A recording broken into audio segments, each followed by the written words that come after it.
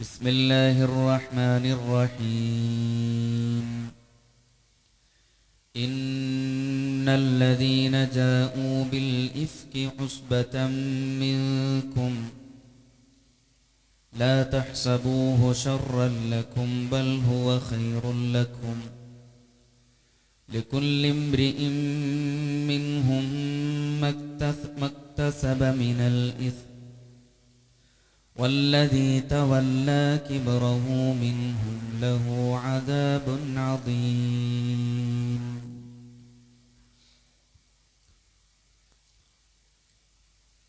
ബഹുമാന്യരായ സത്യവിശ്വാസിനികളെ, അല്ലാഹു സുബ്ഹാനഹു വ തആലയുടെ കൽപ്പനകൾ ജീവിതത്തിന്റെ എല്ലാ മേഖലകളിലും പാലിച്ച് അള്ളാഹുവിനെ സൂക്ഷിച്ച് ജീവിക്കണമേ എന്ന് വസിയ്യത്ത് ചെയ്യുകയാണ്, ഗുണകാംക്ഷപൂർവ്വം ഓർമ്മപ്പെടുത്തുകയാണ്.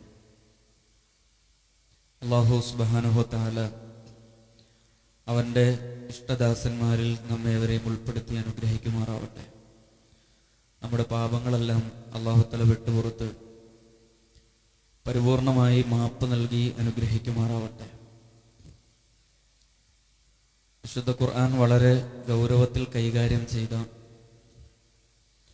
ദുശ്ശീലങ്ങളെക്കുറിച്ചായിരുന്നു കഴിഞ്ഞ ആഴ്ച നമ്മൾ പ്രതിപാദിച്ചത്.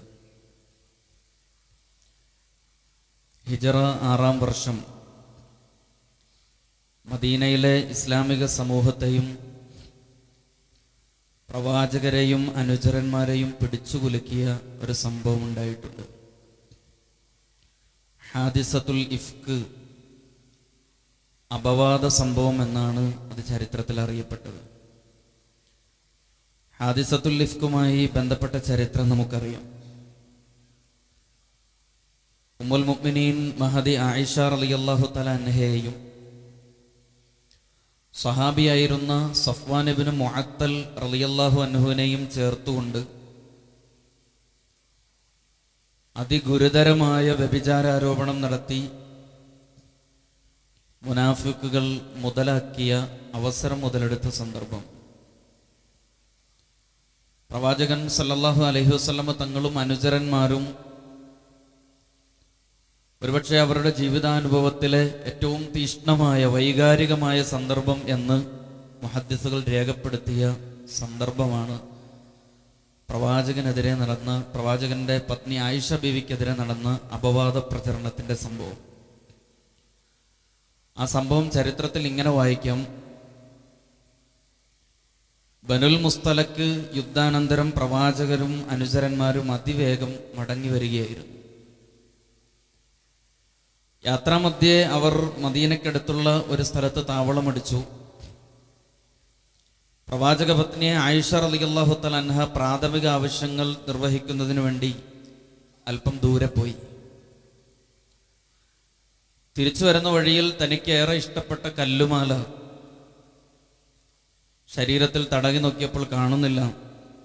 അത് വീണുപോയതറിഞ്ഞ് അവർ അന്വേഷിച്ച് വന്ന വഴി തന്നെ തിരിച്ചു നടന്നു.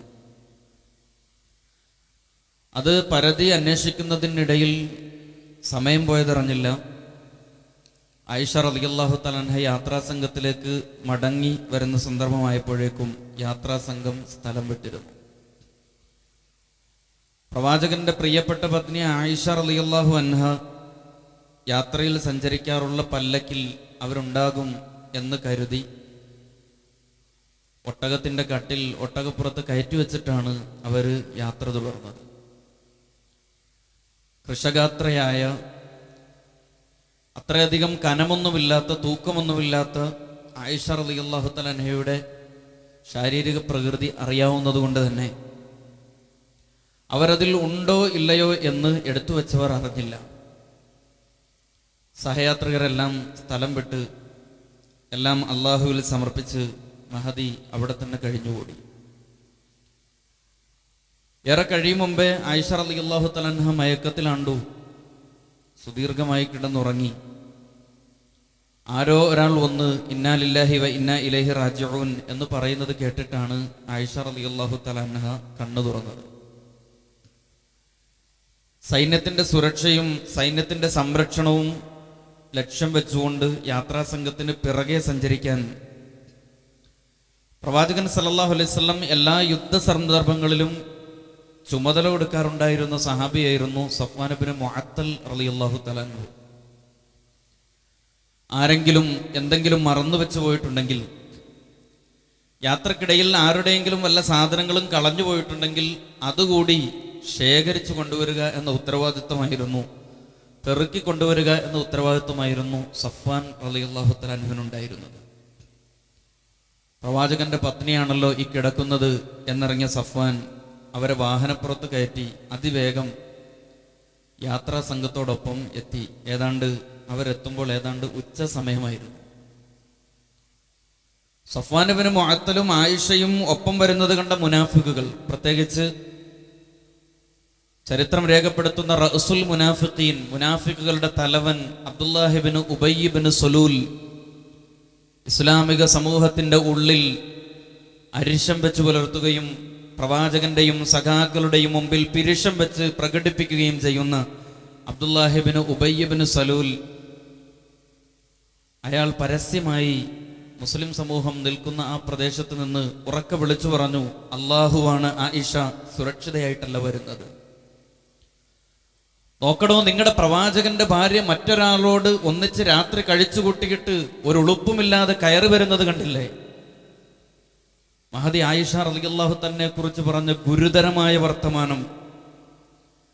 സഹാബാക്കൾ ഇത് കേട്ടിട്ട് പരിഭ്രമിച്ച് അമ്പരന്ന് വല്ലാത്തൊരു മാനസികാവസ്ഥയിൽ അവർ നിൽക്കുകയാണ്. പുണ്യ റസൂലിന്റെ ഭാര്യ ഒരു അന്യ പുരുഷന്റെ കൂടെ കയറി വരുന്നത് സഹാബാക്കൾ ഒന്നടങ്കം കാണുകയാണ്. മുനാഫിക്കുകൾ ഈ വാർത്ത ഇങ്ങനെ പരത്തിക്കൊണ്ടേയിരുന്നു എന്ന് മാത്രമല്ല, ഓരോരുത്തരും അടക്കം പറഞ്ഞു പെരുപ്പിച്ചും ഈ വാർത്തകൾ ഇങ്ങനെ ഷെയർ ചെയ്തുകൊണ്ടേയിരുന്നു. ഹദീസ് ഗ്രന്ഥങ്ങളിൽ കാണാം, ചില സഹാബാക്കൾ പോലും ആ പ്രചരണത്തിൽ പങ്കാളിയായി എന്ന് ചരിത്രം അതിനെക്കുറിച്ച് ഓർമ്മപ്പെടുത്തുന്നുണ്ട്. അല്ലാഹു തആല കാക്കുമാറാവട്ടെ. ആയിഷ റളിയല്ലാഹു തആല അൻഹ സഫ്വാനുമായി വ്യഭിചരിച്ചു എന്ന വാർത്തയാണ് മദീന ഒന്നടങ്കം പരക്കുന്നത്. ആയിഷ റളിയല്ലാഹു തആല അൻഹ മദീനയിൽ എത്തിയ ഉടനെ അസുഖം ബാധിച്ച് സ്വാഭാവികമായി അവർ കിടപ്പിലാവുകയും ചെയ്തത് മുനാഫിക്കുകളെ സംബന്ധിച്ചിടത്തോളം ഈ അവസരം ഉപയോഗപ്പെടുത്താൻ വലിയ അവസരമായി അവരത് ഉപയോഗപ്പെടുത്താനുള്ള ശ്രമം നടത്തി. റസൂലുള്ളാഹി സ്വല്ലല്ലാഹു അലൈഹി വസല്ലം തങ്ങളുടെ മുമ്പിൽ മറ്റൊരു മാർഗവുമില്ല. ഈ വാർത്ത ഇങ്ങനെ പ്രചരിച്ചു കൊണ്ടിരിക്കുമ്പോൾ റസൂൽ വളരെ നിശബ്ദനായിരിക്കുകയാണ്. ഏതാണ്ട് ഒരു മാസക്കാലം റസൂലുള്ളാഹി സ്വല്ലല്ലാഹു അലൈഹി വസല്ലം നിങ്ങൾക്ക് ആകാശലോകത്തു നിന്നുള്ള ദിവ്യബോധനവും നിലച്ചു, വഹ്യും അവതരിക്കുന്നില്ല. മുനാഫിക്കുകൾ ഈ അവസരം പരമാവധി ഉപയോഗപ്പെടുത്തിക്കൊണ്ട് അവരുടെ മനസ്സിലുള്ള സകല ദുഷ്ടതയും അവർ പ്രവാചകനും മുസ്ലിം സമൂഹത്തിനെതിരെ പ്രയോഗിച്ചുകൊണ്ടേയിരുന്നു. ആയിഷ റളിയല്ലാഹു തആല അൻഹയും റസൂലുള്ളാഹി സ്വല്ലല്ലാഹു അലൈഹി വസല്ലം തമ്മിൽ നിരന്തരമായ, ഒരുപക്ഷെ അവർ തമ്മിൽ കണ്ടു കണ്ടില്ല എന്ന നിലയിൽ പല സംഭാഷണങ്ങൾ പ്രവാചകന്റെ വീട്ടിലും അബൂബക്കറിന്റെ വീട്ടിലും നടക്കുന്നുണ്ട്. തൻ്റെ പ്രിയപ്പെട്ട മകളെ കുറിച്ച് ഇങ്ങനെ ഒരു ആരോപണം വരുമ്പോൾ ആ പിതാവിന്റെ മാനസികാവസ്ഥയെക്കുറിച്ച്, വിശ്വാസി സമൂഹത്തിൽ ഏറ്റവും വലിയ ഈമാനിന്റെ ഉടമസ്ഥൻ എന്ന് അബൂബക്കർ സിദ്ദീഖ് റളിയല്ലാഹു തആല അൻഹുവിനെയും അദ്ദേഹത്തിന്റെ കുടുംബത്തെയും കുറിച്ച് വിശേഷിപ്പിക്കപ്പെടുന്ന പവിത്രമായ ഒരു കുടുംബത്തിൽ ഈ ഒരു വർത്തമാനം സ്വാഭാവികമായും സമൂഹം അതിനെ മുതലെടുത്തു. ഇതിനിടയിൽ ആയിഷ റളിയല്ലാഹു തആല അൻഹയെ നിരപരാധിത്വം ബോധ്യപ്പെടുത്തിക്കൊണ്ട് ഒരു മാസക്കാലത്തിന് ശേഷം സൂറത്ത് നൂറിലെ ആയത്തുകൾ അവതരിക്കുകയാണ്. ഈ ആയത്ത് അവതരിപ്പിക്കുമ്പോഴാണ് പ്രവാചകനും ആയിഷ റളിയല്ലാഹു തആലയുടെ കുടുംബത്തിനും ആശ്വാസം ഉണ്ടാവുന്നത്. സൂറത്ത് നൂറിൽ ഈ അപവാദ സംഭവം വിശദീകരിച്ചുകൊണ്ട് ഇറങ്ങിയ ആയത്ത് പറഞ്ഞതിന് ശേഷം അല്ലാഹു സുബ്ഹാനഹു വ തആല പറയുന്ന, അല്ലാഹു പ്രസ്താവിച്ച ചില വചനങ്ങളുണ്ട്. ഇന്നല്ലദീന ജാഊ ബിൽ ഇഫ്കി ഉസ്ബതൻ മിൻകും. പ്രവാചകരെ, ഈ അപവാദം കെട്ടിച്ചമച്ച ആളുകളുണ്ടല്ലോ, നിങ്ങളിൽ നിന്ന് തന്നെയുള്ള ഒരുപിടി ആളുകളാണ് ഈ ദുരാരോപണത്തിന്റെ പിന്നിൽ, അപവാദ പ്രചരണത്തിന്റെ പിന്നിൽ. ലാ തഹ്സബൂഹു ശർറൻ ലക്കും വഹുവ ഖൈറുൻ ലക്കും. ഈ സംഭവത്തെ നിങ്ങൾ ദോഷകരമായി കാണേണ്ടതില്ല. അതിൽ നിങ്ങൾക്ക് ചില നന്മകളുണ്ട്. ആരാണ് നല്ലവനെന്ന്, ആരാണ് സമൂഹത്തിലെ കെട്ടവർ എന്ന്, ആരുടെ മനസ്സാണ് ചിഞ്ഞത് എന്ന്, ആരുടെ മനസ്സാണ് സംശുദ്ധമായ മനസ്സ് എന്ന് തിരിച്ചറിയാൻ വേണ്ടി പടച്ചവൻ ഏർപ്പെടുത്തിയ ഒരു സംവിധാനമാണിത്. എന്നിട്ട് അല്ലാഹു തആല പറയുന്നു, ലികുല്ലി ഇംറിഇൻ മിൻഹും മക്തസബ മിനൽ ഇസ്മി, ഈ ദുരാരോപണത്തിൽ ആരെല്ലാം പങ്കെടുത്തിട്ടുണ്ടോ അവർക്കൊക്കെ കനത്ത പാപമാണുള്ളത്. വല്ലദീ തവല്ല കിബ്റഹു മിൻഹും ലഹു അദാബുൻ അലീം, അതിൽ മുഖ്യ പങ്ക് വഹിച്ച ഒരുത്തനുണ്ട്, അവന് കൊടും ശിക്ഷയാണ് നാം കരുതി വെച്ചിട്ടുള്ളത് എന്ന് പറഞ്ഞുകൊണ്ടാണ് സൂറത്തു നൂർ ആ സംഭവത്തെ പറഞ്ഞ് അവസാനിപ്പിക്കുന്നത്.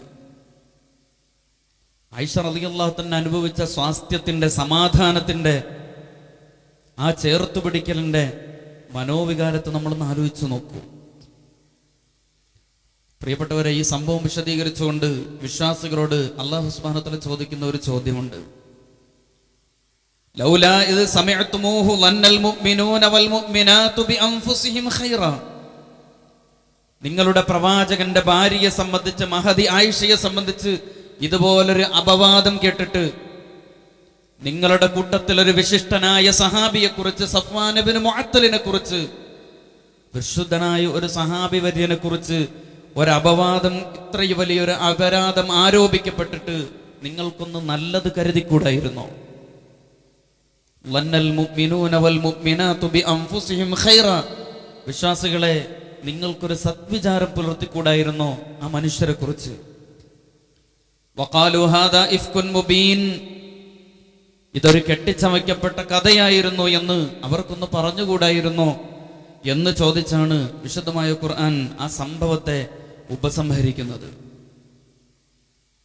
പ്രിയപ്പെട്ട സഹോദരങ്ങളെ, ഊഹാപോഹങ്ങൾ പരത്തുക എന്ന് പറയുന്നത്, ആളുകൾക്കിടയിൽ ഊഹങ്ങൾ പരത്തിക്കൊണ്ട് അത് പ്രചരിപ്പിക്കുക എന്ന് പറയുന്നത് ഒരു ചെറിയ കാര്യമല്ല.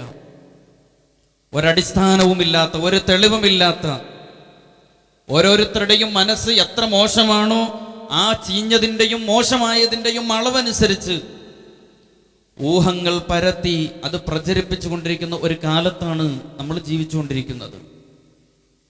ജീവനുള്ള ആളുകളും മരിച്ചുപോയ ആളുകളെ സംബന്ധിച്ചൊക്കെ നമ്മൾ പറഞ്ഞുകൊണ്ടിരിക്കുന്ന വർത്തമാനങ്ങൾ, ഒരു സിനിമാ നടൻ മരണപ്പെട്ടാൽ അയാൾ സ്വർഗത്തിലാണോ നരകത്തിലാണോ എന്ന് തീരുമാനിക്കുന്നത് ഒരു സ്വർഗവും ഒരു നരകവും തൻ്റെ കാര്യത്തിൽ തീരുമാനിക്കപ്പെടാത്ത, നിശ്ചയമില്ലാത്ത മനുഷ്യർ, അവർ സ്വർഗത്തിലാണോ നരകത്തിലാണോ എന്ന് വിധി എഴുതിക്കൊണ്ടിരിക്കുന്ന മുൻധാരണകളുടെ ഒരു ലോകത്താണ് നമ്മൾ ജീവിച്ചുകൊണ്ടിരിക്കുന്നത്.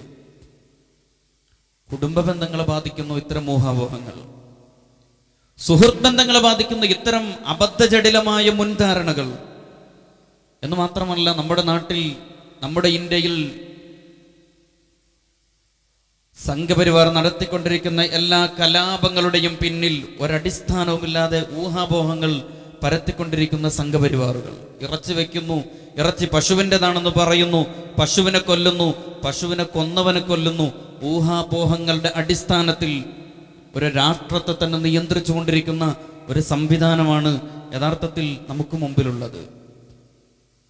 ഗോദ്രയിൽ തീവണ്ടിയിൽ തീ വെച്ച് ആളുകളെ കരിച്ചു കളഞ്ഞത് ആരാണോ, തീവണ്ടിക്ക് തീ കൊളുത്തിയതാരാണോ അവർ തന്നെ അത് മുസ്ലിമീങ്ങളാണ് എന്ന് പറഞ്ഞു പരത്തി അതിൻ്റെ പേരിൽ കലാപം നടത്തുന്ന ആളുകൾ ജീവിക്കുന്ന ഒരു കാലം. മണ്ണിന്റെ അടിയിൽ വിഗ്രഹം കൊണ്ടുപോയി കുഴിച്ചിട്ടിട്ട് കുറച്ചു നാൾ കഴിയുമ്പോൾ അത് പുറത്തെടുത്ത് ഇത് രാമൻ്റെതാണ് എന്ന് പറഞ്ഞ് ബാബരി മസ്ജിദ് തകർത്ത് ഊഹാപോഹങ്ങൾ ആദർശവും സമവാക്യവുമാക്കി മാറ്റിയ ഭരണാധികാരികളുടെ ഒരു കാലം. വുളുവെടുക്കാനുള്ള ഫൗണ്ടനെ അത് ശിവലിംഗമാണ് എന്ന് പറഞ്ഞ് ഗ്യാൻവാപ്പിയിലും തുടർന്ന് അനേകം മസ്ജിദുകളിലും, ആ മസ്ജിദുകളൊക്കെ മുസ്ലിം ഉമ്മത്തിന്റെ വഖഫുകളെ പിടിച്ചെടുക്കാൻ വേണ്ടി ഊഹാപോഹങ്ങളുടെ അടിസ്ഥാനത്തിൽ ഓടി നടക്കുന്ന ആളുകൾ. പ്രിയപ്പെട്ട സഹോദരങ്ങളെ, എല്ലാം ഊഹങ്ങളുടെ അടിസ്ഥാനത്തിലാണ്. അത്തരം രാഷ്ട്രീയ വിഷയങ്ങളുമായി ബന്ധപ്പെട്ട് ഓർമ്മപ്പെടുത്താൻ വേണ്ടി അല്ല ഊഹത്തെക്കുറിച്ച് പറയുന്നത്. മറിച്ച് പ്രിയപ്പെട്ട സഹോദരങ്ങളെ, എൻ്റെയും നിങ്ങളുടെയും സ്വർഗം നഷ്ടപ്പെടുത്താൻ കഴിയുന്ന ഏതെങ്കിലും തരത്തിലുള്ള ഊഹാപോഹങ്ങൾക്ക് അടിമപ്പെട്ടുകൊണ്ടാണ് നമ്മുടെ ദൈനംദിന ജീവിതം മുന്നോട്ട് പോകുന്നത് എന്ന് ആലോചിച്ച് എങ്ങനെയെങ്കിലും ആ ആ സ്വർഗം വിനഷ്ടമായി പോവാതിരിക്കാനുള്ള സാധ്യത ഉണ്ടോ എന്ന് അന്വേഷിക്കൽ നമ്മുടെ ബാധ്യതയാണ്. സാധാരണ അല്ലാഹു സുബ്ഹാനഹു വ തആല ഒരു സംഗതി നിഷിദ്ധമാണ് എന്ന് പറയാനും ഒരു കാര്യം ഹറാമാണ് എന്ന് പറയാനും പലപ്പോഴും അല്ലാഹു തആല അതിനെക്കുറിച്ച് നേർക്കുനേരെ പറയും. ഇന്നമാ ഹറമ അലൈക്കുമുൽ മൈതതു വദ്ദം, നിങ്ങൾക്ക് ശവം നിഷിദ്ധമാക്കിയിരിക്കുന്നു, നിങ്ങൾക്ക് മദ്യം നിഷിദ്ധമാക്കിയിരിക്കുന്നു, അള്ളാഹുവിന്റെ പേരിലല്ലാതെ അറുക്കപ്പെട്ടത് നിഷിദ്ധമാക്കിയിരിക്കുന്നു എന്ന് നേർക്കുനേരെ ഒരു നിഷിദ്ധതയെക്കുറിച്ച് ഖുർആൻ പലപ്പോഴും നേർക്കുനേരെ പറയാറുണ്ട്. അഹല്ലല്ലാഹുൽ ബൈഅ വഹറമ റിബ, കച്ചവടത്തെ അള്ളാഹു അനുവദിച്ചു തന്നിരിക്കുന്നു, പലിശ അള്ളാഹു നിഷിദ്ധമാക്കിയിരിക്കുന്നു എന്ന് നേർക്കുനേരെ പറയലാണ് അള്ളാഹുവിന്റെ ശൈലി. അതേസമയം ചില നിഷിദ്ധതകളെ കുറിച്ച് പറയാൻ വേണ്ടി ചില ഹറാമുകളെ കുറിച്ച് സൂചിപ്പിക്കാൻ അത് ഹറാം എന്ന് പ്രയോഗിക്കാതെ പകരം ഇജ്തിനാബ്, ഇജ്തനിബു, നിങ്ങൾ അകന്നു നിൽക്കണം, വർജിക്കണം. അല്ലാഹു സുബ്ഹാനഹു വ തആല ഇജ്തിനാബ് എന്ന് പറയും, നിഷിദ്ധമാണ് എന്നല്ല അല്ലാഹു തആല പറയുക, അതിന്റെ പരിസരത്തേക്ക് പോലും നിങ്ങൾ അടുക്കരുത് എന്നാണ് അല്ലാഹു തആല ചില ഹറാമുകളെ കുറിച്ച് പറയാൻ വിശുദ്ധ ഖുർആൻ ഉപയോഗിച്ചത്. അങ്ങനെ പറഞ്ഞ ഒരു കാര്യമാണ് യാ അയ്യുഹല്ലദീന ആമനു ജുതനിബു കസീറൻ മിനൽ-ളന്നി ഇന്ന ബഅദൽ-ളന്നി ഇസ്മുൻ. അല്ലയോ വിശ്വാസികളെ, നിങ്ങൾ അധിക ഊഹങ്ങളെയും നിങ്ങൾ അതിന്റെ പരിസരത്ത് പോലും അടുക്കരുത്. ഇന്ന ബഅദൽ-ളന്നി ഇസ്മുൻ, ഊഹങ്ങളിൽ അധികവും പാപമാണ്, കുറ്റകരമാണ് എന്ന് അല്ലാഹു സുബ്ഹാനഹു വ തആല നേർക്ക് നേരെ ആ ഹറാമിനെ, അതിന്റെ ഹറാമിന്റെ വാചകങ്ങൾ ഉപയോഗിക്കാതെ ഇജ്തനബ എന്ന പ്രയോഗം കൊണ്ട് അല്ലാഹു സുബ്ഹാനഹു വ തആല അതിനെ നിഷിദ്ധമാക്കുന്നത്. ഈ ആയത്ത് വിശദീകരിച്ചുകൊണ്ട് ഇമാം ഇബ്നു ഹജർ അൽ അസ്ഖലാനി റഹ്മത്തുള്ളാഹി അലൈഹി അദ്ദേഹം പറയുന്നത്, മോഹങ്ങളുടെ പിന്നാലെ നടന്നിട്ട് അതനുസരിച്ച് ആശയങ്ങളും ഊഹങ്ങളുടെയും മോഹങ്ങളുടെയും പിന്നാലെ നടന്നിട്ട് അതനുസരിച്ച് ആശയങ്ങളും സിദ്ധാന്തങ്ങളും ഉണ്ടാക്കുന്ന ആളുകൾ അവർ വൻപാപികളാണ്, അവർ കബായിർ ചെയ്യുന്നവരാണ്. അല്ലാഹു സുബ്ഹാനഹു വ തആല വേണമെങ്കിൽ മാത്രമേ അവർക്ക് പുറത്തു കൊടുക്കൂ എന്ന് ഇബ്നു ഹജർ റഹ്മത്തുള്ളാഹി അലൈഹി വിശദീകരിക്കുന്നുണ്ട്. എന്താണ് ഈ ഊഹം എന്ന് പറഞ്ഞാൽ? അറബി ഭാഷയിൽ വന്ന് എന്നാണ് അല്ലാഹു സുബ്ഹാനഹു വ തആലയും അറബി ഭാഷ പണ്ഡിതന്മാരും അതിനെ ഉപയോഗിച്ചിട്ടുള്ളത്. അവൻ ഒരാൾ ഒരു കിണർ കണ്ടു, പക്ഷെ അയാൾക്ക് അറിയില്ല അതിൽ വെള്ളമുണ്ടോ ഇല്ലയോ എന്നറിയാത്ത ഒരു കിണർ അയാൾ കണ്ടു. എന്നിട്ട് അയാൾ അതിനെക്കുറിച്ചൊരു പ്രസ്താവന നടത്തി, റഅയ്തു ബിഅറൻ ലനൂനൻ, ഞാൻ ഒരു ലനൂനായ കിണർ കണ്ടു. എന്താണ് ലനൂനായ കിണർ എന്ന് പറഞ്ഞാൽ? കിണർ ഞാൻ കണ്ടിട്ടുണ്ട്, പക്ഷെ അതിൽ വെള്ളം ഉണ്ടോ ഇല്ലയോ എന്നെനിക്കറിയില്ല. ഉണ്ടോ ഇല്ലയോ, നടന്നോ നടന്നില്ലയോ എന്ന് തുടങ്ങിയ സംശയമുള്ള വർത്തമാനത്തിനാണ് അറബികൾ ഇങ്ങനെ പറയാറുള്ളത്, ലനൻ തുശംസ ത്വാലിഅ. സൂര്യൻ ഉദിച്ചിട്ടുണ്ടോ ഇല്ലയോ എന്ന് ഒരാൾക്ക് സംശയമുള്ളപ്പോൾ ഒരാൾ പറയും ലനൻ തുശംസ ത്വാലിഅ, സൂര്യൻ അത് ഉദിച്ചോ ഇല്ലയോ എന്ന് എനിക്കറിയില്ല. അഥവാ പല സാധ്യതകൾ ഉണ്ടാകുമ്പോൾ, രണ്ടിനും സാധ്യതയുള്ളപ്പോൾ ഒരാൾ ഒന്നിനെക്കുറിച്ച് ഊഹിച്ച് ഒരു നിഗമനത്തിലെത്തുന്നു. ഇതിന്റെ പേരാണ് ലന്ന് അഥവാ ഊഹം എന്ന് പറയുന്നത്. വിശുദ്ധമായ ഖുർആൻ ലന്ന് എന്ന പദം പറഞ്ഞിട്ട് രണ്ട് തരം ലന്നിനെ കുറിച്ച് നമ്മെ ഓർമ്മപ്പെടുത്തുന്നുണ്ട്. അതിലൊന്നാമത്തേത് മനുഷ്യരും അള്ളാഹുവും തമ്മിലുള്ള ബന്ധത്തിൽ നമ്മൾ ഉണ്ടാക്കിയെടുക്കുന്ന ചില ഊഹാപോഹങ്ങളാണ്. അള്ളാഹുവിനെ കുറിച്ച്, ദൈവത്തെക്കുറിച്ച്, റബ്ബുൽ ആലമീനെ കുറിച്ച് മനുഷ്യൻ ചില തെറ്റിദ്ധാരണകൾ വെച്ച് പുലർത്തുന്നുണ്ട്. അള്ളാഹു പറയുന്നത്, അള്ളാഹു ലന്ന് എന്നാണ് അത്തരം തെറ്റിദ്ധാരണകൾ ഉപയോഗിക്കുന്നതിന് വേണ്ടി അള്ളാഹു തആല ഉപയോഗിച്ചത്. നിങ്ങൾക്ക് സംശയമുള്ള കാര്യത്തിൽ നിങ്ങൾ അള്ളാഹുവിനെ കുറിച്ചൊരു വിലയിരുത്തൽ നടത്തുന്നു. ഫമാ ളന്നുകും ബിറബ്ബിൽ ആലമീൻ, റബ്ബുൽ ആലമീനെ കുറിച്ച് നിങ്ങളുടെ ഊഹം എന്താണ്, നിങ്ങളുടെ ധാരണ എന്താണ് എന്ന് അല്ലാഹു സുബ്ഹാനഹു വ തആല അടുത്ത് ചോദിക്കുന്നുണ്ട്. പല മനുഷ്യരും അള്ളാഹുവിനെ കാണുന്നത് പല കോലത്തിലാണ്.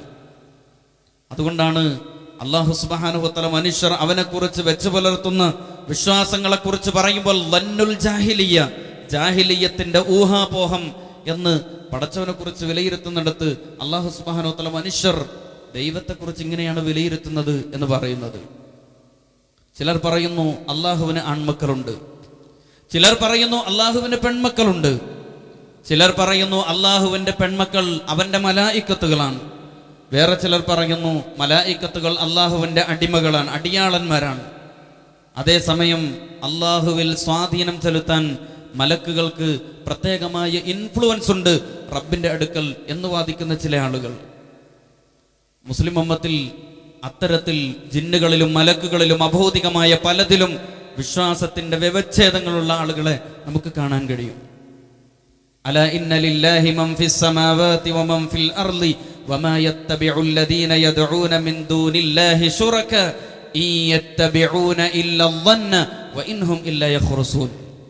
ഈ ആളുകളുണ്ടല്ലോ, അള്ളാഹുവിൽ പങ്കുകാരെ സമർപ്പിക്കുന്ന, അള്ളാഹുവിൻ്റെ ശുപാർശയുണ്ട് എന്ന് പറയുന്ന, പടച്ചവന് ആൺമക്കളും പെൺമക്കളും ഉണ്ട് എന്ന് പറയുന്ന ഈ പ്രവാചകന്മാർ അള്ളാഹുവിൻ്റെ സന്തതികളാണ് എന്ന് പറയുന്ന ഈ മൂഢവിശ്വാസികളുണ്ടല്ലോ, ഇല്ലല്ലന്ന വഇൻഹും ഇല്ലാ യഖ്റുസൂൻ, അവർ ഈ ഊഹമാണ് അവർ വെച്ച് പുലർത്തുന്നത് എന്ന് വിശുദ്ധമായ ഖുർആൻ പറയുന്നുണ്ട്. നമ്മളിലും ഇത്തരത്തിൽ കുടുങ്ങിപ്പോയ ചില മനുഷ്യന്മാരുണ്ട്. നമ്മളെപ്പോലെ തന്നെ സാധാരണ ജീവിതം നയിച്ച, നമുക്കിടയിൽ ജീവിച്ച മനുഷ്യർ. മണ്ണടിഞ്ഞു പോയ ഒരു മനുഷ്യനെ ആ മനുഷ്യൻ കബറിൽ കിടന്ന് വിമാനം തള്ളി നീക്കുന്നതും വലിയ സ്പീഡിൽ വരുന്ന ട്രെയിൻ പിടിച്ചു നിർത്തുന്നതും അള്ളാഹുവിനെ വിളിക്കേണ്ടതിന് പകരം കബറാളിയെ വിളിക്കുകയും ചെയ്യുന്ന ഇത്തരത്തിൽ പടച്ചവനെ കുറിച്ച് ഊഹാപോഹങ്ങൾ വെച്ചു പുലർത്തി വിശ്വാസം അങ്ങനെ മണ്ണടിഞ്ഞു പോയ ചില മനുഷ്യർ നമ്മുടെ കൂട്ടത്തിലുണ്ട്. അള്ളാഹുവിനോടുള്ള വിശ്വാസത്തിൽ നിങ്ങൾക്ക് ലന്നുണ്ട് എന്നതുകൊണ്ടാണല്ലോ, ഊഹമുണ്ട് എന്നതുകൊണ്ടാണല്ലോ നിങ്ങൾക്ക് പടച്ചവനെ കൂടാതെ ഈ കബറാളിയെയും നിങ്ങൾക്ക് ആവശ്യമായി വരുന്നത്. വിശുദ്ധമായ ഖുർആൻ പറഞ്ഞു, നിങ്ങളുടെ മിഥ്യാധാരണകളിൽ ഒന്നാമത്തെ മിഥ്യാധാരണ അള്ളാഹുവിനെ കുറിച്ച് നിങ്ങൾ ഈ തരത്തിൽ ഊഹാപോഹങ്ങൾ വെച്ചു പുലർത്തുന്നു എന്നതാണ്. പ്രിയപ്പെട്ട സഹോദരങ്ങളെ, അള്ളാഹുവിനെ കുറിച്ച് മനുഷ്യന്മാർക്കുള്ള രണ്ടാമത്തെ തെറ്റിദ്ധാരണ ഊഹം എന്താണെന്ന് അറിയുമോ? കള്ളത്തടി വെട്ടാൻ പോകുന്ന ആളുകളും ലഹരി കടത്താൻ പോകുന്ന ആളുകളും രാവിലെ അവരവരുടെ ദൈവത്തിന്റെ മുമ്പിൽ മെഴുകുതിരി കത്തിച്ച് കൈകൂപ്പിയാണ് അവർ ആ പരിപാടിക്ക് വേണ്ടി രാവിലെ ഇറങ്ങുന്നത്. ഹറാമ് കൊണ്ടുപോകുന്ന വണ്ടിയും ലഹരി കൊണ്ടുപോകുന്ന വണ്ടിയും അതിടിക്കാതിരിക്കാൻ വഴിയിൽ കാണുന്ന സകല നേർച്ചക്കുറ്റിയിലും നക്കാപ്പിച്ച ഇട്ടിട്ട് ഒരു പോക്കുണ്ട്. പ്രിയപ്പെട്ട സഹോദരങ്ങളെ, അത്തരത്തിൽ നേർച്ചക്കുറ്റിയിൽ നക്കാപ്പിച്ച ഇട്ടിട്ട് പോകുന്ന ലഹരി കടത്തുന്ന ആ മനുഷ്യന്റെ മനസ്സെന്താണ്? ഞാൻ എന്തെങ്കിലുമൊക്കെ പടച്ചവന് കൊടുത്താൽ, എൻ്റെ ദൈവത്തിന് കൊടുത്താൽ ഏത് തോന്നിയവാസങ്ങൾക്കും എൻ്റെ റബ്ബ് കൂട്ടുനിൽക്കും എന്ന മിഥ്യാധാരണയുണ്ടല്ലോ.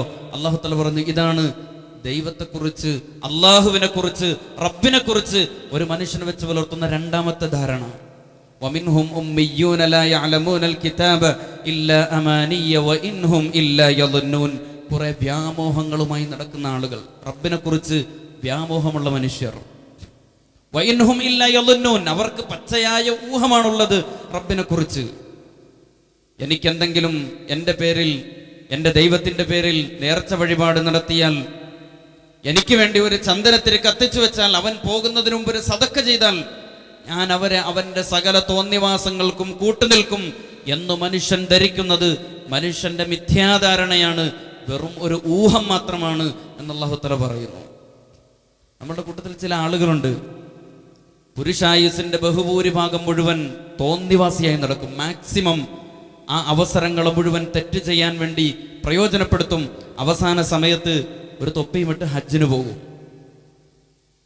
ജീവിതകാലത്ത് തിരുത്താൻ അവസരങ്ങളും സന്ദർഭങ്ങളും മുഹൂർത്തങ്ങളും ഉണ്ടായ മനുഷ്യൻ അവസാന കാലത്ത് അയാൾ ഹജ്ജിന് പോയി പാപങ്ങളെല്ലാം കഴുകി അങ്ങനെ ശുദ്ധിയാകാം എന്ന് വിചാരിക്കുന്ന ചില ആളുകൾ, ശുദ്ധിയാകാം എന്ന് വിചാരിക്കുന്ന മനുഷ്യർ. വിശുദ്ധ ഖുർആൻ പറയുന്നു, വമിൻഹും ഉമ്മിയ്യൂൻ, അവരിൽ ചില ആളുകളുണ്ട്, ലാ യഅലമൂനൽ കിതാബ ഇല്ലാ അമാനി, വ്യാമോഹങ്ങളുമായി ജീവിക്കുന്ന മനുഷ്യർ. കുറെ നാള് അലമ്പി നടന്നാൽ അവസാനം ഒരു ഹജ്ജ് ചെയ്താൽ ഈ പാപങ്ങളൊക്കെ കഴുകി തുടയ്ക്കാൻ കഴിയുമല്ലോ എന്ന വ്യാമോഹങ്ങളിൽ ജീവിക്കുന്ന മനുഷ്യർ. ഖുർആൻ പറയുന്നു, പ്രിയപ്പെട്ട സഹോദരങ്ങളെ, മറ്റൊരു ഊഹമുണ്ട്. അത് നിരാശയിൽ നിന്നും ഉണ്ടാകുന്ന ഊഹമാണ്. അള്ളാഹുവിനെ കുറിച്ച് പറയാൻ പാടില്ലാത്തത് പറയും. ഒന്നാമത്തത് അള്ളാഹുവിന് പങ്കുകാരെ വെക്കുന്നതിൽ അവൻ പുലർത്തുന്ന ലന്നാണ് എങ്കിൽ, രണ്ടാമത്തേത് അള്ളാഹുവിനെ കുറിച്ച് അവൻ എൻ്റെ കൂടെ നിൽക്കും എന്ന മിഥ്യാധാരണയാണ് എങ്കിൽ, മൂന്നാമത്തത് നിരാശയിൽ നിന്നും ഉണ്ടാകുന്ന ഊഹമാണ്.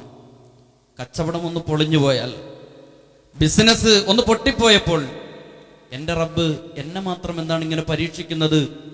ഇത് അയാൾക്ക് സ്വയം തോന്നുകയല്ല, ചുറ്റുപാടുള്ള മുഴുവൻ മനുഷ്യരോടും ഈ വർത്തമാനങ്ങൾ ഇങ്ങനെ പറഞ്ഞുകൊണ്ട് നടക്കും. ജീവിതത്തിലൊരു പ്രയാസമുണ്ടായി കഴിയുമ്പോൾ എൻ്റെ റബ്ബ് എന്നെ മാത്രം എന്തിനാണ് ഇങ്ങനെ പരീക്ഷിക്കുന്നത്? അള്ളാഹുവിൻ്റെ മുമ്പിലുള്ള സകല പിടിവള്ളിയും പിടുത്തം വിട്ടുകൊണ്ട് അള്ളാഹുവിൻ്റെ കാരുണ്യത്തിൽ നിന്ന് പ്രതീക്ഷ നഷ്ടപ്പെട്ട് വിശ്വാസം നഷ്ടപ്പെട്ട് തോന്നിവാസം പറയുന്ന ഈ മനുഷ്യന്റെ ലന്ന് അത് വെറും ലന്ന് മാത്രമാണ് എന്ന് ഖുർആൻ പറയുന്നു. ഒരിക്കലും സ്വന്തം പ്രശ്നങ്ങളിലേക്ക് നോക്കില്ല. ബിസിനസ് പരാജയപ്പെടാൻ എൻ്റെ ഭാഗത്ത് നിന്ന് എന്തെങ്കിലും അലസത സംഭവിച്ചിട്ടുണ്ടോ എന്ന് പരിശോധിക്കില്ല. അതല്ല എൻ്റെ ആസൂത്രണത്തിലുണ്ടായ പാകപ്പിഴവാണോ അത് പരിശോധിക്കില്ല. എൻ്റെ ദീർഘവീക്ഷണമില്ലായ്മയാണോ അത് പരിശോധിക്കില്ല. എൻ്റെ പ്രാരാബ്ദത്തിൻ്റെ പേരിലാണോ, അതല്ല മൂലധനം തന്നെ എടുത്ത് ദൂർച്ചടിച്ചതിന് ശേഷം ബിസിനസ് പൊളിഞ്ഞു, ഇതൊക്കെ സംഭവിച്ചതിന് ശേഷം എൻ്റെ റബ്ബെന്നെ എന്തിനു പരീക്ഷിക്കുന്നു എന്ന് കുറ്റപ്പെടുത്തുന്നത്, പ്രിയപ്പെട്ട സഹോദരങ്ങളെ, ഇത് ലന്നിന്റെ മൂന്നാമത്തെ ഘട്ടമാണ്. നിരാശ ബാധിച്ച് വിശ്വാസത്തെ കൂടി തകർത്ത് ഒരു മനുഷ്യൻ ആത്മഹുതിയിലേക്ക് നടന്നു പോകുന്ന മാരകമായ ലന്നിൽ നിന്നുണ്ടാവുന്ന, നിരാശയിൽ നിന്നുണ്ടാവുന്ന ഏറ്റവും വലിയ കുറ്റകൃത്യമാണ് എന്ന് വിശുദ്ധമായ ഖുർആൻ പറയുന്നുണ്ട്.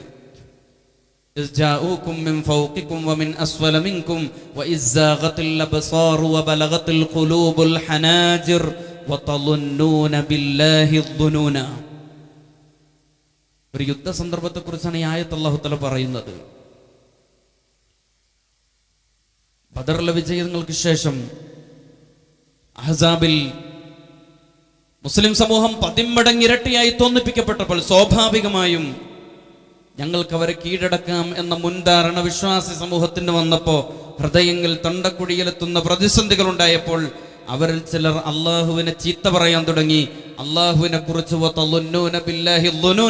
പടച്ചവനെ കുറിച്ച് ചില ധാരണകൾ ഉണ്ടാക്കാൻ തുടങ്ങി.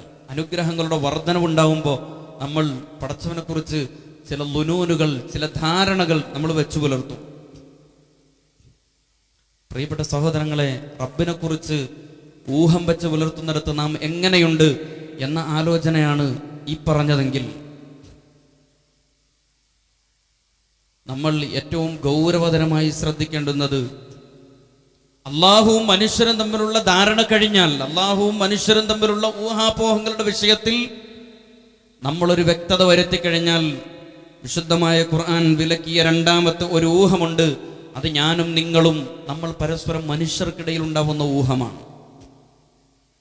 ബന്ധത്തിൽ വിള്ളലുണ്ടാക്കുന്ന ഊഹങ്ങൾ എന്ന് ജെമിനി AI നിങ്ങളൊന്ന് ചോദിച്ചു നോക്കൂ. ചാറ്റ് GPT നിങ്ങളൊന്ന് ചോദിച്ചു നോക്കൂ.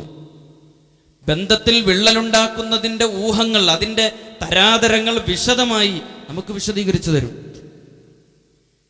ഒതല്ലോ നിങ്ങൾ കേട്ടിട്ടുണ്ടാവും, ഷേക്സ്പിയറിന്റെ ഒരു ദുരന്ത നാടകമാണ് ഒതല്ലോ എന്ന് പറയുന്നത്. ഒതല്ലോ എന്ന കഥാനായകൻ, അയാൾക്ക് തൻ്റെ ഭാര്യയിൽ അവളുടെ ചാരിത്ര ശുദ്ധിയിൽ സംശയം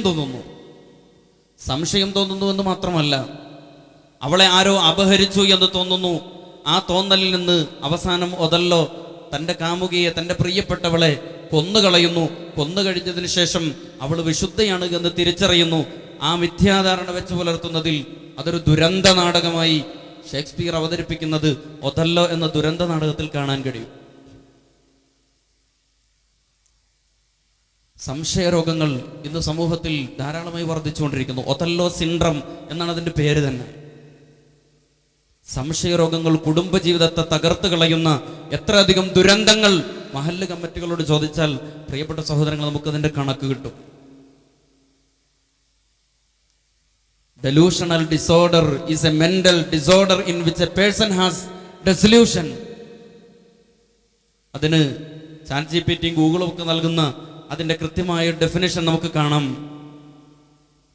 ഡെലൂഷണൽ ഡിസോർഡർ എന്നത് ഒരു വ്യക്തിക്ക് വ്യാമോഹങ്ങൾ കൊണ്ടുണ്ടാവുന്ന, ഊഹാപോഹങ്ങൾ കൊണ്ടുണ്ടാവുന്ന ഒരു മനോവൈകല്യമാണ്. സമൂഹത്തിൽ നിന്ന് കാർന്നു തിന്നുകൊണ്ടിരിക്കുന്ന, ബന്ധങ്ങളിൽ ഗ്രസിച്ചുകൊണ്ടിരിക്കുന്ന ഒരു രോഗമാണ് സംശയരോഗം. പാർട്ട്ണറെ സംശയിക്കുന്നു, കച്ചവടത്തിൽ പാർട്ട്ണറെ സംശയിക്കുന്നു, തിരിച്ച് സംശയിക്കുന്നു, സ്റ്റാഫിനെ സംശയിക്കുന്നു, അവരോട് ബഹളം വെക്കുന്നു. കുടുംബജീവിതത്തിൽ ഭാര്യ ഭർത്താവിനെ, ഭർത്താവ് ഭാര്യയെ. കേരളത്തിൽ നടന്നുകൊണ്ടിരിക്കുന്ന വിവാഹമോചനങ്ങളിൽ നല്ലൊരു ശതമാനം ഒന്നുകിൽ ഭർത്താവിന് സംശയരോഗം, അല്ലെങ്കിൽ ഭാര്യയ്ക്ക് ഭർത്താവിൽ സംശയരോഗം, അങ്ങോട്ടും ഇങ്ങോട്ടും നിരവധി കഥകൾ കാണാൻ കഴിയും. സംശയരോഗം മൂത്തും മടുത്ത് ലോഡ്ജിൽ കൊണ്ടുപോയി ഭാര്യയുടെ കഴുത്തറുത്ത് കൊല്ലുന്നു, തിരിച്ച് ഭർത്താവിന് വിഷം കൊടുക്കുന്നു. ഭാര്യയുടെ ഫോൺ പരിശോധിച്ചിട്ട് അവരുടെ ചാറ്റിനെ കുറിച്ച് തെളിവൊന്നും ലഭിക്കാഞ്ഞപ്പോൾ ചുറ്റുമുള്ള മുഴുവൻ മനുഷ്യരുടെയും നമ്പറുകൾ എടുത്ത് സൈബർ സെല്ലിൽ പോകുന്നു. എന്നിട്ട് അതൊന്നും തപ്പി കിട്ടാതെ വന്നിട്ട് അവസാനം അവളെ പള്ളി അങ്കണത്തിൽ വെച്ച് തലാക്ക് ചെയ്യുന്നു, വിവാഹമോചനം നൽകുന്നു. എത്രത്തോളം ആളുകളിൽ ഈ രോഗം ബാധിച്ചിട്ടുണ്ട് എന്ന് നമ്മളൊന്ന് വിശദീകരിച്ചു കഴിഞ്ഞാൽ, സംശയരോഗിയായ ഒരു മനുഷ്യൻ നമ്മുടെ അടുക്കൽ വന്ന് നമ്മുടെ ഉപദേശം തേടി നമ്മളെങ്ങാനും അയാളെ ഒന്ന് ഉപദേശിക്കാൻ നിന്നാൽ, ഇയാൾക്ക് ഈ ഉപദേശിക്കുന്ന വ്യക്തിക്ക് എൻ്റെ ഭാര്യയുമായി എന്ത് ബന്ധമുണ്ട് എന്ന് സംശയിക്കുന്നത്ര ഒതല്ലോ സിൻഡ്രം മനുഷ്യ സമൂഹത്തിൽ അവരെ ബന്ധങ്ങളെ കീഴടക്കുന്നുവെന്ന് പ്രിയപ്പെട്ടവരെ നമുക്ക് കാണാൻ കഴിയും. കുടുംബജീവിതത്തിനപ്പുറത്ത് മനുഷ്യന്മാർക്ക് സംശയമുണ്ടാകും. സ്വാഭാവികമായി മനുഷ്യ സഹജമാണ് സംശയവും ഊഹവും എന്ന് പറയുന്നത്. പലപ്പോഴും നമ്മളൊക്കെ പല നിഗമനങ്ങളും എത്തുന്നത് ചില ഊഹങ്ങളിലൂടെയും ചില സംശയങ്ങളിലൂടെയുമാണ്. ഞാൻ പള്ളിയിൽ ചെരുപ്പിട്ട സ്ഥലത്തിൻ്റെ ചെരുപ്പ് കാണുന്നില്ല എങ്കിൽ പള്ളിയിൽ നിന്ന് ആദ്യം ഇറങ്ങിയ വ്യക്തിയായിരിക്കാം ആ ചെരുപ്പ് എടുത്തുകൊണ്ടുപോയത് എന്ന് നമ്മൾ സംശയിക്കുന്ന കുഞ്ഞു സ്ഥലം മുതൽ ജീവിതത്തിൻ്റെ വിശാലമായ അർത്ഥത്തിൽ നമ്മുടെ സംശയത്തിന് ഇരയായി നിന്ന് എത്രയോ മനുഷ്യന്മാരുണ്ടാവും. തെളിവില്ലാതെ ഒരാളെ സംശയിച്ച് അയാളെ കുറ്റക്കാരനാക്കിയാൽ അതിന് പടച്ചതമ്പുരാന്റെ മുമ്പിൽ വലിയ വില കൊടുക്കേണ്ടി വരും റബ്ബിന്റെ അടുക്കൽ എന്ന് അല്ലാഹു സുബ്ഹാനഹു വ തആല പറയുന്നു. എങ്ങനെയാണ് സംശയം തുടങ്ങുന്നത്? പലപ്പോഴും നമ്മുടെയൊക്കെ ജീവിതത്തിൽ സ്വാഭാവികമായി സംശയം വരുന്ന ഒരു റൂട്ടുണ്ട്. എൻ്റെ തൊട്ടടുത്തുള്ള ഒരു അയൽവാസിയുടെ വീട്ടിൽ ആരുമില്ല, ഒരു സ്ത്രീ തനിച്ചാണ് താമസിക്കുന്നത്. ആ വീട്ടിലേക്ക് ആരോ കയറിപ്പോയി. ഞാൻ ആലോചിക്കുകയാണ്, അയാളുടെ ഭർത്താവ് വീട്ടിൽ ഗൾഫിലാണ്, അവരൊറ്റയ്ക്കാണ് താമസം, പിന്നെ ആരാണ് ഇപ്പോൾ അങ്ങോട്ട് കയറിപ്പോയത്? ഒരു 100,000 ഓപ്ഷനുകൾ എൻ്റെ മുമ്പിൽ കടന്നു വരും. ഒന്നുകിൽ ആ പെണ്ണിൻ്റെ ആങ്ങള എന്ന് വേണമെങ്കിൽ എനിക്ക് ധരിക്കാം, അല്ലെങ്കിൽ അതൊരു മകനായിരിക്കാം എന്ന് എനിക്ക് ധരിക്കാം, ഏതെങ്കിലും ഒരു ബന്ധു വന്നതാകാം എന്ന് വേണമെങ്കിൽ എനിക്ക് ചിന്തിക്കാം. ഇങ്ങനെയൊക്കെ ഓപ്ഷൻ ഉണ്ടായിരിക്കെ പലതരത്തിലുള്ള ഇളവുകളും ഓപ്ഷനുകളിലൊന്നും നമ്മൾ ഉടക്കാതെ മറ്റൊരു ന്യായം നമ്മൾ കണ്ടെത്തുന്നു. ആ ഒരൊറ്റ ചിന്ത മതി പിശാച് നമ്മുടെ കൂടെ കൂടാൻ. എന്നിട്ട് നമ്മൾ ആളുകളോട് പറഞ്ഞു വരുത്തും. കവലയിൽ ഇറങ്ങുമ്പോൾ പറയും, അവളെ ഒന്ന് ശ്രദ്ധിക്കണം, അവർക്ക് ചെറിയൊരു ദുർനടപ്പുണ്ട്, എനിക്കതറിയാം. ഞാനൊരു സന്ധ്യ മയങ്ങുന്ന നേരത്ത് ആരോ കയറി പോകുന്നത് കണ്ടു. നമുക്ക് പരിചയമുള്ള ഒരു മനുഷ്യൻ നല്ലൊരു വീട് വെക്കുന്നു, അയാൾക്ക് ആ സാമ്പത്തികമൊന്നുമില്ല. ഇയാൾ എങ്ങനെയായിരിക്കും പൈസ ഉണ്ടാക്കിയത്? ഗവൺമെന്റ് ജോലിക്കാരനാണെങ്കിൽ നമ്മൾ ഉറപ്പിക്കും അയാൾ ഒരു കൈക്കൂലിക്കാരൻ തന്നെ. പ്രവാസിയാണെങ്കിൽ അയാൾ അറബിയുടെ അടിച്ചു മാറ്റിയതാണ്, യാതൊരു സംശയവുമില്ല. നമ്മൾ ഒരു കൃത്യമായ നിഗമനത്തിലെത്തി. അയാൾ പുതിയ വീട് വെക്കുന്നതും അയാൾ പുതിയ കാർ വാങ്ങിക്കുന്നതും ആ അർത്ഥത്തിൽ നല്ല ഓപ്ഷനുകൾ ഒരുപാടുണ്ടായിരിക്കെ മോശമായ ഓപ്ഷനുകൾക്ക് പിന്നാലെ നടന്ന് ഊഹങ്ങൾ കൊണ്ട് വലിയൊരു മാളിക നമ്മൾ പണിയുന്നു. പ്രിയപ്പെട്ട സഹോദരങ്ങളെ, മനുഷ്യനെ കുറ്റക്കാരനാക്കി കാണാൻ, അവരെ മോശക്കാരനാക്കി കാണാനുള്ള അതിനുവേണ്ടി വിവരങ്ങൾ അന്വേഷിച്ച് നടക്കുന്ന ഊഹമുണ്ടല്ലോ, പടച്ചതമ്പുരാൻ അതീവ ഗൗരവ സ്വഭാവത്തിലാണ് അതിൻ്റെ വിലക്ക് വിശദമായ ഖുർആൻ പറയുന്നത്. അങ്ങനെ ഊഹിച്ചാൽ ചിലപ്പോൾ അത് ശരിയാവില്ലേ, അതങ്ങനെ ചിലപ്പോൾ സംഭവിക്കാറില്ലേ എന്ന് ന്യായമായ ഒരു സംശയം ആളുകൾക്കുണ്ടാവാം. അയാൾ അങ്ങനെ ആണ് എന്ന് വിചാരിക്കൂ, അത് സ്വാഭാവികമായി അങ്ങനെ ആയി എന്നതും വിചാരിക്കൂ. അതന്വേഷിക്കാൻ നിന്നെ ആരാണ് ചുമതലപ്പെടുത്തിയത്? ഒരാളുടെ രഹസ്യം ചുഴിഞ്ഞന്വേഷിക്കാൻ നിന്നെ ആര് ചുമതലപ്പെടുത്തി? അയാളുടെ പ്രൈവസിയിലേക്ക് ഇടിച്ചു കയറാൻ എന്ത് അനുവാദമാണ് നിനക്കുള്ളത്? ദീൻ എന്ത് അനുവാദമാണ് തന്നിട്ടുള്ളത്? ഇസ്ലാമിൽ വ്യഭിചാരവുമായി ബന്ധപ്പെട്ടുള്ള ശിക്ഷ, പ്രിയപ്പെട്ടവരെ, വ്യഭിചാരത്തിന്റെ ശിക്ഷ അത് വധശിക്ഷയാണ്, കല്ലെറിഞ്ഞു കൊല്ലണം. പക്ഷേ ആ ഇസ്ലാമിന്റെ ശിക്ഷ, അത് ഇസ്ലാം ശിക്ഷ നിശ്ചയിച്ചു എന്നതുകൊണ്ട് അത് പെട്ടെന്നങ്ങനെ നടപ്പിലാക്കാൻ കഴിയില്ല.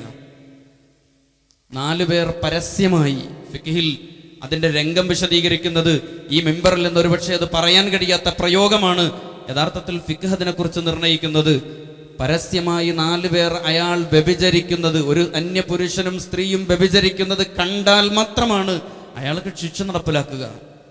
നമ്മളെപ്പോലെ ഒളിക്യാമറ വെച്ച് വീടിന്റെ ഉള്ളിൽ ഒരുത്തൻ കള്ളു കുടിക്കുന്നുണ്ടോ എന്ന് അന്വേഷിക്കുന്ന പണി നമ്മളെ ആരും ഏൽപ്പിച്ചിട്ടില്ല.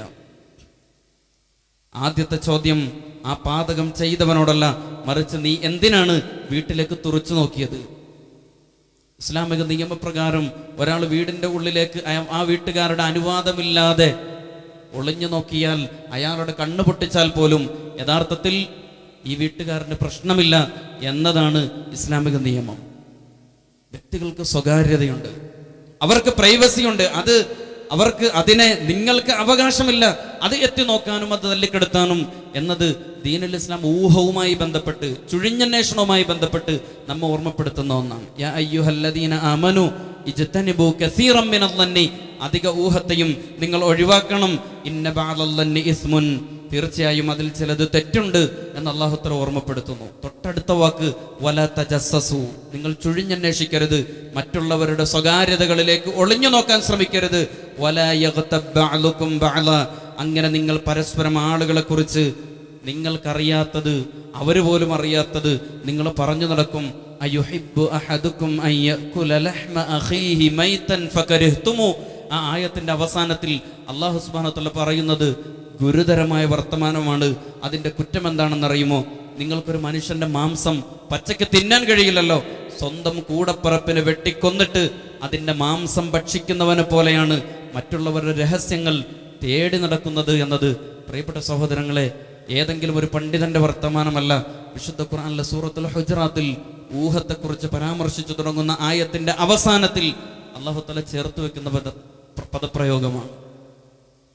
മഹാനായ റസൂലുള്ളാഹി സല്ലല്ലാഹു അലൈഹി വസല്ലമ തങ്ങൾ, അവിടെ നിന്നൊരു സന്ദർഭമുണ്ട്.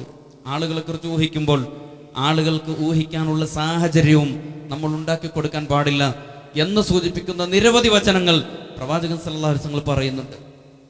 നല്ല ഊട് കഴിക്കണം, യാത്രയിൽ പോകുമ്പോൾ നല്ലൊരു ഷാപ്പ് കണ്ടു, അവിടെ ഷാപ്പ് കറി കിട്ടും. അയാൾക്ക് ഷാപ്പ് കറിയോട് വല്ലാത്ത ടേസ്റ്റാണ്. അയാൾ ഒരു പള്ളി പ്രസിഡന്റോ സെക്രട്ടറിയോ അല്ലെങ്കിൽ ഏതെങ്കിലും ഇസ്ലാമിക ചുറ്റുപാടിൽ ജീവിക്കുന്ന ഇസ്ലാമിക പ്രവർത്തകരോ ആയിരിക്കും. അയാൾക്ക് ഷാപ്പ് കറി വലിയ ഇഷ്ടമാണ്. പക്ഷെ ആളുകൾ കണ്ടത് അയാൾ ഷാപ്പിൽ നിന്നും ഇറങ്ങി വരുന്നതാണ്. ആളുകൾ ഊഹിക്കപ്പെടുന്നതിന് സാധ്യതയുള്ള ഇടങ്ങൾ ഒരുക്കാതിരിക്കൽ വിശ്വാസിയുടെ ജാഗ്രതയിൽ ഏറ്റവും സുപ്രധാനമാണ്.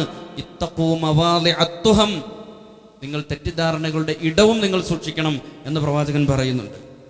റസൂലുള്ളാഹി സ്വല്ലല്ലാഹു അലൈഹി വസല്ലം തങ്ങൾ അവിടെ നിന്റെ പള്ളിയിൽ ഇഅ്തികാഫ് ഇരിക്കുന്ന ഒരു രാത്രി, സഹാബി പറയുന്നുണ്ട്, അദ്ദേഹത്തെ ഞാൻ സന്ദർശിച്ചു. ചില കാര്യങ്ങൾ റസൂലുള്ളാഹി സ്വല്ലല്ലാഹു അലൈഹി വസല്ലം തങ്ങളോട് സംസാരിക്കുകയും ചെയ്തു. പിന്നീട് തിരിച്ചു പോകാൻ ഇറങ്ങിയപ്പോൾ യാത്ര അയക്കാൻ വേണ്ടി റസൂലുള്ളാഹി സ്വല്ലല്ലാഹു അലൈഹി വസല്ലം തങ്ങൾ എൻ്റെ കൂടെ വന്നു. ആ സന്ദർഭത്തിൽ വഴിയിലൂടെ കുറച്ച് സഹാബാക്കൾ നടന്നു പോവുകയാണ്. സഫിയ ബിൻത് ഹുയയ്യ് റളിയല്ലാഹു തആല അൻഹു ആണ് പ്രവാചകന്റെ ഈ സന്ദർഭത്തെ വിശദീകരിക്കുന്നത്. എന്നെ യാത്ര അയക്കാൻ വേണ്ടി റസൂൽ ആ ഇരുട്ടത്തേക്ക് ഇറങ്ങി വന്നു. രണ്ട് സഹാബാക്കൾ ആ വഴി പോകുന്നുണ്ടായിരുന്നു. റസൂലുള്ളാഹി സ്വല്ലല്ലാഹു അലൈഹി വസല്ലം തങ്ങളെ അവർ കണ്ടോ ഇല്ലയോ എന്നറിയില്ല. റസൂൽ വിളിച്ചിട്ട് പറഞ്ഞു, അലാ റിസ്ലിക്കുമ, നിങ്ങൾ അവിടെ നിൽക്കൂ. ആ രണ്ട് സഹാബാക്കളും പ്രവാചകൻ സല്ലല്ലാഹു അലൈഹി വസല്ലം നേരെ തിരിഞ്ഞിട്ട് പറഞ്ഞു, സുബ്ഹാനല്ലാഹ്, പ്രവാചകരെ, താങ്കളെക്കുറിച്ച് ഞങ്ങൾ ആവശ്യമില്ലാത്ത കരുതുകയോ? റസൂലുള്ളാഹി സ്വല്ലല്ലാഹു അലൈഹി വസല്ലം പറഞ്ഞു, അങ്ങനെയല്ല, എൻ്റെ കൂടെയുള്ളത് എൻ്റെ പ്രിയപ്പെട്ട സഫിയ ബിൻത് ഹുയയ്യാണ് എന്ന് പ്രവാചകൻ അവിടെ ബോധ്യപ്പെടുത്തുന്ന സന്ദർഭം ചരിത്രത്തിൽ കാണാം. പ്രവാചകൻ അത് പറഞ്ഞില്ലായിരുന്നെങ്കിൽ സഹാബാക്കൾ അതെങ്ങനെ ഊഹിക്കുമെന്നതിനെ കുറിച്ച് പ്രിയപ്പെട്ടവരെ നമ്മളൊന്ന് ആലോചിച്ച് നോക്കൂ. പ്രവാചകന്റെ കൂടെയുള്ളത് മൈമൂനയാണോ? അതല്ല പ്രവാചകന്റെ കൂടത് ആയിഷയാണോ? ഇല്ല, മൈമൂനയ്ക്ക് അത്ര പൊക്കമില്ല. കൂടെയുള്ളത് അത് വേറെ ആരോ ആണ് എന്ന ഊഹത്തിൽ എത്തുന്നതിന് മുമ്പ് റസൂലുള്ളാഹി സ്വല്ലല്ലാഹു അലൈഹി വസല്ലം പഴുതടയ്ക്കുന്നത് പ്രിയപ്പെട്ട സഹോദരങ്ങൾ നമുക്ക് കാണാൻ കഴിയും. അമീർ മുഅ്മിനീൻ ഉമർ റളിയല്ലാഹു തആല അൻഹു, അദ്ദേഹം ഇങ്ങനെ രാത്രി സഞ്ചാരത്തിനിടയിൽ ഒരു കാഴ്ച കണ്ടു. ഒരാള് വഴിയരികിൽ ഒരു സ്ത്രീയുമായി വർത്തമാനം പറഞ്ഞുകൊണ്ടിരിക്കുകയാണ്. കൊഞ്ചുകുഴഞ്ഞ് വർത്തമാനം പറയുന്നു. അവർ ചുംബിക്കുന്നുണ്ട്. മഹാനായ ഉമർ റളിയല്ലാഹു തആല കാഴ്ച കണ്ടു. ഉമർ റളിയല്ലാഹു തആല അൻഹു ചോദിച്ചു, ആരാണ് നിന്റെ കൂടെ ഉള്ളത്? റസൂലുള്ളാഹി സ്വല്ലല്ലാഹു അലൈഹി വസല്ലം തങ്ങളുടെ ആ മനുഷ്യൻ പറഞ്ഞു, യാ അമീറുൽ മുഅ്മിനീൻ, ഇന്നഹ ഇംറഅതി, എൻ്റെ കൂടെയുള്ളത് എൻ്റെ സഹധർമ്മിണിയാണ്. ഉമർ റളിയല്ലാഹു തആല അൻഹു ആ സന്ദർഭത്തിൽ പറഞ്ഞ ഒരു വർത്തമാനമുണ്ട്, ഹല്ലാ ഹൈതു ലാ യറാക അഹദും മിനന്നാസ്, ഇതൊക്കെ ആളുകൾ കാണാത്തവരിടത്ത് വീട്ടിലിരുന്ന് ചെയ്തുകൂടെ? എന്തിനാണ് ആളുകൾ ഇങ്ങനെ പറയിപ്പിക്കുന്നത്? മഹാനായ ഉമർ റളിയല്ലാഹു തആല അൻഹു വളരെ കൃത്യമായി ആ സന്ദർഭത്തെ ബോധ്യപ്പെടുത്തിക്കൊണ്ട് കൊടുക്കുന്നുണ്ട് ആ മനുഷ്യന്. പ്രിയപ്പെട്ട സഹോദരങ്ങളെ, ഊഹിക്കുക എന്നതിനും അപ്പുറത്ത് അതിനെക്കുറിച്ചുള്ള സൂക്ഷ്മത ഉള്ളതിനോടൊപ്പം തന്നെ ആളുകൾക്ക് നമ്മളെക്കുറിച്ച് മോശമായത് പറയാൻ ഇടവരുത്തുന്ന ഒന്നും നമ്മളിൽ നിന്ന് ഉണ്ടാവാൻ പാടില്ല എന്നത് പ്രത്യേകം ശ്രദ്ധിക്കേണ്ടതാണ്. പുതിയ തലമുറയിലെ കുട്ടികൾ മുടി വളർത്തുന്നു, അവർ വലിയ മനോഹരമായ വസ്ത്രങ്ങൾ ധരിക്കുന്നു. ഉടനെ നമ്മൾ മുതിർന്ന ആളുകൾ അവരെക്കുറിച്ച് വിലയിരുത്തുന്നു, ഇതൊക്കെ കഞ്ചാവാണ്, ഇതൊക്കെ MDMA ആണ്. നമ്മുടെ വിലയിരുത്തലുകളിലും നമ്മുടെ ധാരണകളിലും നമ്മൾ ഉണ്ടാക്കിയെടുക്കുന്ന വലിയ അപകടങ്ങളെക്കുറിച്ച് പ്രിയപ്പെട്ട സഹോദരങ്ങളെ നമ്മൾ വളരെ ഗൗരവത്തിൽ ആലോചിക്കേണ്ടതുണ്ട്. നമ്മെ സംബന്ധിച്ചിടത്തോളം ഇത്തരത്തിലുള്ള ദുശ്ശീലങ്ങൾ ഏതെങ്കിലുമൊക്കെ അർത്ഥത്തിൽ അതൊരു രോഗമായി, അതൊരു സിൻഡ്രമായി, അതൊരു ഒതല്ലോ സിൻഡ്രമായി നമ്മുടെ ശരീരത്തിൽ കുമിഞ്ഞുകൂടിയിട്ടുണ്ട് എങ്കിൽ അതിനെ പറിച്ചറിയാനുള്ള ശ്രമമാണ് നമ്മൾ നടത്തേണ്ടുന്നത്. ഈമാൻ കൊണ്ട്, തഖ്വ കൊണ്ട്, മറ്റുള്ളവരെ കുറിച്ചുള്ള സദ്വിചാരങ്ങൾ കൊണ്ട് ഇതിനെ തിരുത്താൻ നമുക്ക് കഴിയേണ്ടതുണ്ട്. നമ്മുടെ തെറ്റുകളാണ് ആദ്യം തിരുത്തേണ്ടുന്നത്. നമ്മുടെ തെറ്റുകൾ തിരുത്തിയതിനു ശേഷമാണ് മറ്റുള്ളവരുടെ കണ്ണിലെ കരടുകളെക്കുറിച്ച് നമ്മൾ അന്വേഷിക്കേണ്ടുന്നത്. അല്ലാഹു സുബ്ഹാനഹു വ തആല കാര്യങ്ങൾ മനസ്സിലാക്കുവാൻ, അതനുസരിച്ച് അമൽ ചെയ്യാൻ നമ്മേവരെയും അനുഗ്രഹിക്കുമാറാവട്ടെ. അഖൂലു ഖൗലി